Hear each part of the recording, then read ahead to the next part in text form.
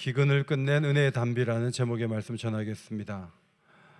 성경에는 두려워하지 말라는 말씀이 365번 이상 나옵니다. 하나님께서는 날마다 우리에게 두려워하지 말라고 말씀해 주신다고 생각합니다.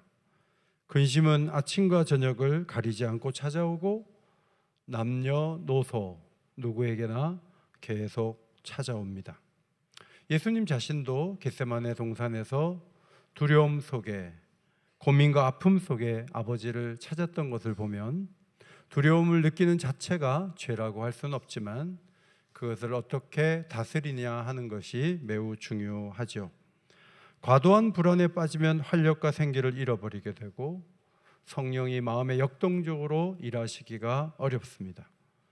가나안 정복을 앞둔 여호수아에게 군비를 철저히 준비하라는 말씀 대신에 하나님께서는 마음가짐을 위해 두려워하지 말라고 말씀하셨는데, 여호수아 1장 9절을 앞에 보시고 함께 읽겠습니다. 시작. 내가 내게 명령한 것이 아니냐? 강하고 담대하라. 두려워하지 말며 놀라지 말라. 내가 어디로 가든지 내 하나님 여호와가 너와 함께 하느니라 하시니라. 두려움의 지배를 받으면 생각과 판단이 위축되고 하나님의 선하신 뜻을 분별하기가 어렵게 되죠. 그러나 진리의 빛 가운데로 들어가면 두려움을 이길 수 있고, 특별히 기도할 때 마음과 생각을 지켜주시는 하나님의 보호를 입을 수가 있습니다. 예수께서 부활 승천하시기 전에 제자들은 두려움 속에 갇혀 있었습니다. 그래서 비굴했고 신의 없이 행동했습니다. 그러나 성령이 오신 후에 제자들은 두려움을 이겨내고 담대하게 지혜롭게 복음을 전했습니다. 베드로가 감옥에 가서 내일이면 사형이 집행될 텐데 잠을 자고 있을 때 천사가 허리춤을 찔러가지고 깨웠어요. 베드로가 완전히 두려움을 이겨내고 내일 죽을 텐데도 잠을 깊이 잤다는 것을 보여주죠. 오늘 본문은 이스라엘 백성들이 우상 시대에 우상 숭배에 집착하면서 자신들의 불안과 두려운 문제를 아무것도 아닌 우상 앞에 가지고 나가서 점점 더 어렵고 힘겨운 시간이 계속됐던 시대를 배경으로 하고 있습니다. 북왕국 아합 왕 시대에 하나님은 긴 기근을 주셨고, 아합과 이세벨은 하나님 앞에 돌아오기보다는 영적 암흑기를 보내는데 앞장서 있었습니다. 역사를 보면 아합의 통치기 21년은 지중해 무역을 장악하고 있던 시돈왕 공주 이세벨을 데리고 오므로 경제 블록을 형성하여 항해와 상업망을 통해 막대한 부를 축적했던 시기로 그렇게 기록되어 있습니다. 아합은 사마리아에 상하궁을 건축했는데 고고학 발굴 현장을 보면 사마리아 성터에서 정교한 상하 조각이 나온 것으로 보면 당시의 경제력이 얼마나 풍성했는지를 알 수가 있습니다. 경제적 여유는 토목공사로도 이어져서 지도에 보시는 대로 하솔, 무깃도, 게셀과 같은 주요 요충지에 거대한 성벽과 병거부대를 수용할 수 있는 시설을 확충해 놓았습니다. 가뭄에 대비해서 지하 수로를 만든 것도 아방 시대에 있었습니다. 이들에게는 국가 재정이 많았고 노동력을 동원할 능력도 충분했습니다. 아수르 살마네셀 3세 비문을 보면 아방이 2000대의 병거를 출정시킨 기록이 남아 있습니다. 유럽 전체의 전차가 1000대밖에 안 돼요. 2000대를 출정시켰다는 것은 아합의 국력이 얼마나 강했던지를 보여주는 사례라고 볼 수 있습니다. 나봇의 포도원에서 보는 것처럼 여호와께서 제정하신 토지 제도가 무너지면서 권력을 잡은 자들이 가난한 자들의 땅을 빼앗아 갔습니다. 3년 반이나 이어진 극심한 가뭄도 서민들의 삶을 어렵게 만들었습니다. 북왕국 이스라엘 백성들이 꼴이 없어 짐승까지 죽어가는 상황에서 아합 왕은 모든 물건을 찾아서, 모든 뇌를 찾아서 나가보자라고 얘기를 하죠. 진정한 물의 근원이 되시는 하나님을 향한 신앙을 회복하지는 않고 인간적인 노력을 최선을 다해 기울였습니다. 아방이 제안했던 그 얘기를 들었던 사람은 국내 대신 오바댜라는 사람이었습니다. 그는 왕실 내부의 행정 전반을 책임지고 있던, 지금으로 말하면 대통령 비서실장과 같은 인물이었습니다. 그는 영적 암흑기에 하나님 주신 사명을 감당하는 관리였는데 3절에 여호와를 지극히 경외하는 인물이라고 평가받는 사람이었습니다. 그는 자신의 신앙만 지킨 것이 아니라 여호와의 선지자를 이세벨이 죽이는 상황에서 100명을 굴에 숨겼던 위대한 인물이었습니다. 아합 곁에 있으면서도 시대를 저물지 않도록 하려고 힘을 다했던 그런 위대한 사람이었습니다. 니콜라스 윈튼이라는 인물은 2차 대전 직전에 체코에서 669명의 어린이들을 태워서 영국으로 탈출을 시킨 바 있습니다. 우리가 잘 아는 오스카 신들러라는 독일 사업가도 유대인들을 고용하는 방식으로 1100명의 생명을 구한 적이 있습니다. 오바댜는 굴에 50명씩 숨겨서 100명을 살렸습니다.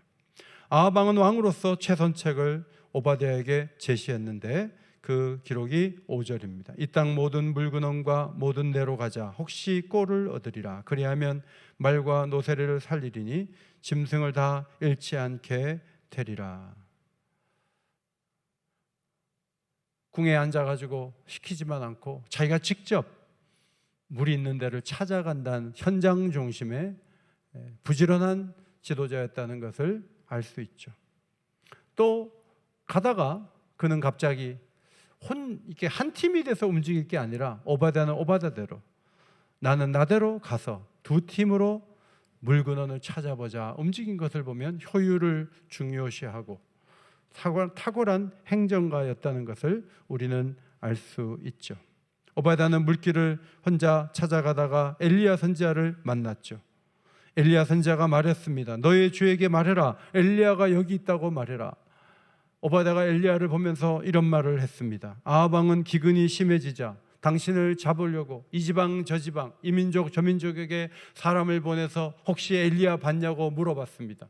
그들이 보지 못했다고 하면 맹세를 시키면서 확실하게 그렇게 이야기를 들어가면서 당신을 찾으려고 했습니다. 그런데 그 엘리야가 지금 오바댜 눈앞에 나타난 거죠.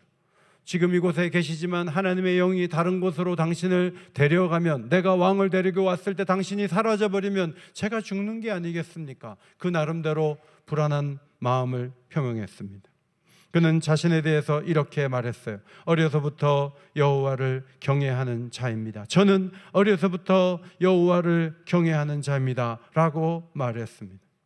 아합에 대해서, 이세벨에 대해서 두려움을 느끼기에 충분하지만 가장 가까운 곳에서 자신의 신앙을 지킬 뿐만 아니라 이세벨이 조직적으로 여호와의 선지자를 죽이고 있는 그 상황 속에서도 사람들을 살렸던, 바알에게 무릎을 꿇지 않았던 7,000명 중 한 사람이 바로 오바댜였습니다. 사망의 골짜기 같은 아하방의 궁 속에서 여호와의 빛을 드러내며 시대를 지켜냈던 담대한 인물 오바댜가 엘리야를 만났던 것입니다.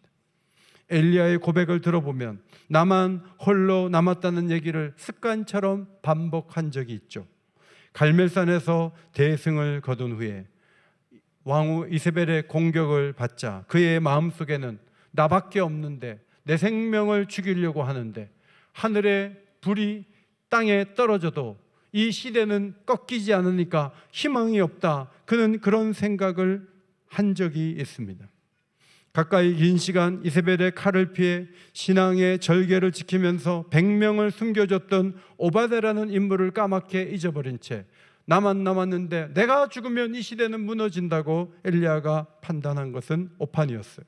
따라서 불안과 두려움의 시대를 살아가면서 우리가 해야 될 일 하나는 무엇인가 하면 의식의 지평을 넓히는 거예요. 너무 쉽게 교회가 곧 망가질 것처럼 쉽게 말하는 분들이 계세요. 그러면 안 돼요. 엘리야가 혼자 남았다고 했는데 7,000명이 남았어요. 그 중에 100명이 오바댜라는 인물을 통해 살렸다면 6,900명은 기록에 남아있지 않지만 하나님의 방법으로 하나님이 원하는 공간에서 그들이 하나님을 찾고 있었어요. 그런데 엘리야는 오판하고 있었던 거예요. 심리 치료를 하는 이들은 고난의 보편성에 대해 알려줍니다. 사람들은 자신의 내면이나 상처를 숨기며 살아가다가 상담을 하러 가죠. 자기 문제를 얘기해요. 근데 내담자가 왔을 때 상담하는 분이 얘기해요. 저도 그런 일을 겪었어요. 그럼 많이 위로가 되죠. 그런데 A도 겪었고 B는 더한 일을 겪었는데 그들이 회복되어서 지금 정상적으로 잘 살아가고 있습니다 라고 말을 하면, 아, 이것은 나 혼자만의 문제가 아니구나 하면서 마음의 압력이 해결이 되죠. 의외의 고난들, 긴 고난은 섬처럼 우리를 고립시키지만 보편성을 깨닫는 순간 상처받은 이들의 공동체의 일원이 되면서 심리적 압박에서 벗어날 수가 있게 되는 거죠. 오바댜를 만나게 하신 것은 하나님의 섭리가 있었던 것입니다. 이제 엘리야는 갈멜산의 큰 승리를 앞으로 거두게 되겠지만 이세벨은 그를 위협할 때 엘리야가 떠올려야 했던 사람은 자기 혼자가 아니라 오바댜와 100명이었는데 엘리야는 이세벨의 공격을 받을 때 그것을 전혀 떠올리지 못한 채 굉장히 어두운 굴 속으로 들어갔던 것입니다.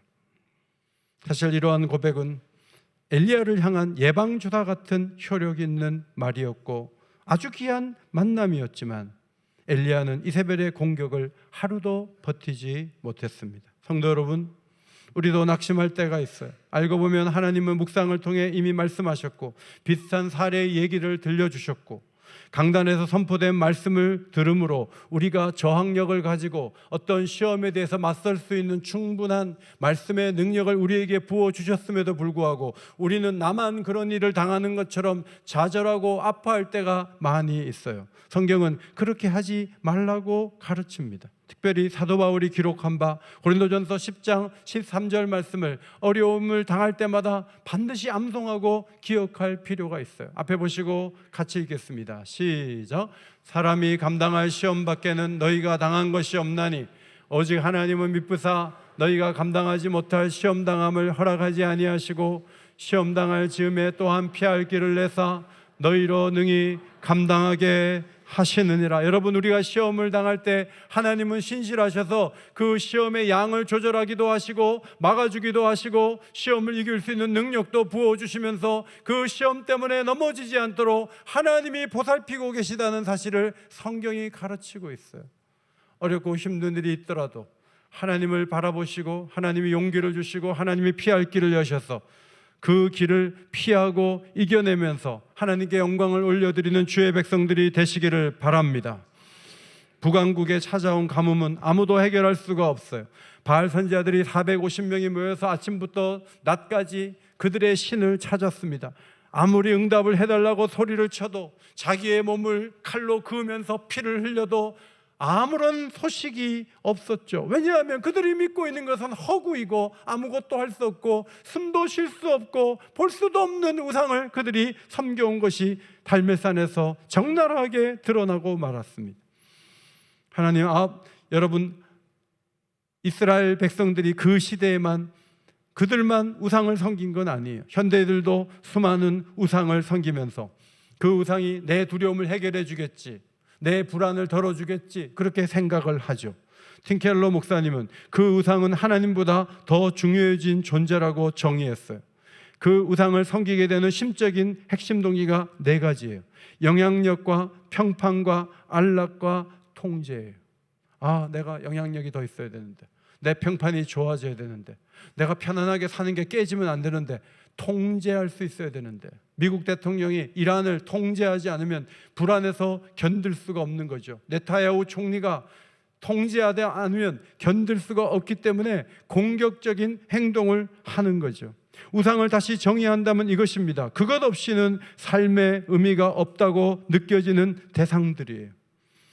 그것은 크게 4가지예요. 이것만 있다면, 이것만 이룬다면 하는 평생의 소원이, 그 다음에 부와 성공이 어느 정도 위치에 올라가면 내가 잘 살지 않을까 하는 이것에 대한 끊임없는 추구가 있는 거예요. 자신의 도덕적 행위와 종교적 성취를 과시하고 의지하는 그것도 우상이에요. 하나님보다 가족을 더 우선시하고 가족이 최고라고 말하지만 가족들이 내 불안과 두려움을 다 맡아주고 막아주는 건 아니에요. 아합과 이세벨은 완고했고 어리석었고 이스라엘 백성들도 회개하지 않고 미적대고 있었습니다. 엘리야는 오바다를 만난 후에 오늘 아합을 만나겠다. 그리고 오바다에게 아합을 데리고 오라 그랬어요. 오바다가 아합을 데리고 왔을 때 엘리야는 그 위치에 있었습니다. 3년 반 만에 이제 오바다와 아합 왕이 만나게 되었어요. 주도권을 먼저 잡는 사람이 승기를 잡는다는 생각을 가지고 정치인 아합 왕은 엘리야를 보자마자 이렇게 말했죠. 이스라엘을 괴롭히는 자여 너냐? 분위기를 주도하려고 했습니다. 그러나 엘리야 선지자가 말합니다. 이스라엘을 괴롭히는 자는 내가 아니라 당신과 당신의 아버지 집이 괴롭게 하였다. 이것은 여호와의 명령을 버렸고 당신이 바알들을 따랐기 때문이라고 문제의 핵심을 그대로 짚어주었습니다. 그리고 갈멜산에서 바알과 아세라 선지자들을 불러 모으라고 했어요. 대결을 신청했습니다. 바알의 선지자 450명이 긴 시간 소리만 치고 무력하게 물러서자 하나님은 엘리야의 기도를 단번에 들어주셨습니다. 그리고 불로 응답해 주셨습니다. 그 당시에 엘리야의 믿음이 너무 강해서 돌로 쌓은 제단에 도랑을 만들고 송아지로 각을 떠서 그 위에 얹고 통 넷에 물을 채워다가 5번 그리하라. 20통을 물을 부어라. 여러분, 이것은 아무리 물을 많이 부어도 강력한 불이 임할 때 물 부은 것이 소용이 없게 하겠다는 첫 번째 예언이고, 또 하나는 이 메마른 땅을 하나님이 적실 것이다. 시내를 하나님께서 흐르게 하실 것이라는 것을 미리 보여주는 예고였습니다. 엘리야가 기도합니다. 여호와여 내게 응답하소서. 여호와여 내게 응답하소서. 37절 말씀. 이 백성에게 주 여호와는 하나님이신 것과 주는 그들의 마음을 되돌이키심을 알게 하옵소서라고 간구했을 때 불이 떨어졌어요. 번제물과 나무와 돌과 흙을 태우고 도랑의 물을 핥았습니다. 하나님의 강력한 임재를 보면서 모든 백성이 여호와 그는 하나님이시로다, 여호와 그는 하나님이시로다 외쳤습니다. 여러분, 여기까지 오면 모든 것이 해결돼야 되지 않겠습니까? 그러나 백성들의 고통, 불안은 해소되지 않았습니다. 누가 참 신인가 그것을 본다 그래서 그것이 모든 것을 해결해 주는 것은 아니었고, 그들이 갈급하게 찾는 것은 비가 오는 거예요. 기근이 끝나는 거죠. 엘리야는 아합 왕에게 말했습니다. 올라가서 먹고 마시소서. 큰 비소리가 있나이다. 아무도 듣지 못하는 비소리를 하나님이 들려주심으로 이제 비가 오게 될 것을 확신하면서 엘리야는 하나님께서 비를 주신다고 왕에게 얘기했습니다. 이스라엘 백성들이 그는 하나님이시로다, 그는 하나님이시로다 이 고백을 한 것을 하나님은 받으시고 이제 곧 비를 내리실 것을 그는 바라보았습니다. 왕에게 먹고 마시라고 하면서 가뭄으로 인한 고통과 금식이 끝나고 축제와 회복의 때가 왔음을 알렸습니다. 42절 43절은 엘리야가 7번 기도하는 내용이에요. 엘리야는 기도의 사람이었습니다. 그는 갈멜산 꼭대기로 다시 올라가서 무릎 사이에 얼굴을 놓고 기도했습니다. 처절하고 간절하게 기도했습니다. 여러분, 18장 1절에 3년이 지나서 엘리야에게 여호와의 말씀이 임하지 않았습니까? 너는 가서 아합에게 보이라. 내가 비를 지면에 내리리라. 엘리야의 귀에는 비가 오는 소리가 들렸다고요. 그래서 이제 먹고 마시고 올라가라고 아합 왕에게 얘기했어요. 팔짱 끼고 기다리면 비가 와야 될 것 아닙니까? 그런데 엘리야는 그렇게 하지 않았습니다. 비가 올 것이 분명하고 비가 오는 때가 다가오고 있지만 엘리야는 하나님께 기도해야 비가 온다고 생각했습니다. 한번 기도하고 사환에게 말합니다. 저쪽으로 가서 지중해에 구름이 떴나 봐라. 갔더니 구름이 안 보인다는 거예요. 두 번째, 그가 1시간을 기도했는지 2시간을 기도했는지 몰라요. 하나님 앞에 간절히 비를 달라고 기도해요. 또 올려보내요. 확인해 보니까 아직 아무것도 안 보인대요. 그렇게 하기를 7번 하고 있는데 7번째 와서 사람의 손만한 구름이 떠올랐다고 얘기하는 거예요. 그때 엘리야는 왕에게 가서 비가 막히지 않도록 마차를 갖추고 내려가시라고 전하라고 말했습니다. 그의 믿음대로 구름과 바람이 일어났고 하늘이 캄캄해지며 큰 비가 내렸어요. 하나님 말씀하신 대로 되었고 아합은 마차를 타고 이스라엘로 갔고 여호와의 능력을 입은 엘리야가 허리를 동이고 아합이 탄 마차 앞에서 달렸어요. 갈멜산에서 이스라엘까지 30km예요. 아스팔트 길이 아니에요. 비포장 길이에요. 1시간 반 정도 뛰어야 돼요. 하나님의 능력이 그에게 임했을 때 비를 맞으면서 선지자가 마차 앞에서 뛰어갔다고 성경은 기록하고 있습니다. 예수께서 십자가에 죽고 사흘 만에 다시 살아나셨습니다. 불안과 두려움에 갇힌 제자들은 방 안에 좌절 속에 갇혀 있었습니다. 예수님께서 그들에게 나타나셔서 못짝을 보여주시면서 자신이 살아났다는 것을 분명히 알려주셨습니다. 그리고 말씀하셨습니다. 누가복음 24장 48절에 너희는 이 모든 일의 증인이라 이렇게 말씀하셨습니다. 같이 한번 읽겠습니다. 시작. 너희는 이 모든 일의 증인이라. 여러분, 갈멜산에서 불로 임하신 하나님의 역사를 보는 것이나 죽은 예수가 살아나 방 안에 들어와 가지고 말씀을 하는 것이나 마찬가지로 놀라운 일이기는 합니다만은 부활하신 예수님을 봤다 그래서 증인의 역할을 감당할 수 있는 능력을 가진 건 아니에요. 갈멜산에서 불이 떨어져도 이세벨 같은 여자는 내일 이맘때까지 엘리야의 생명이 살아있으면 내가 신들에게 벌을 받는다고 경고할 정도로 아무런 변화가 없는 세상이 그대로 유지되어 있음을 엘리야에게 선포했어요.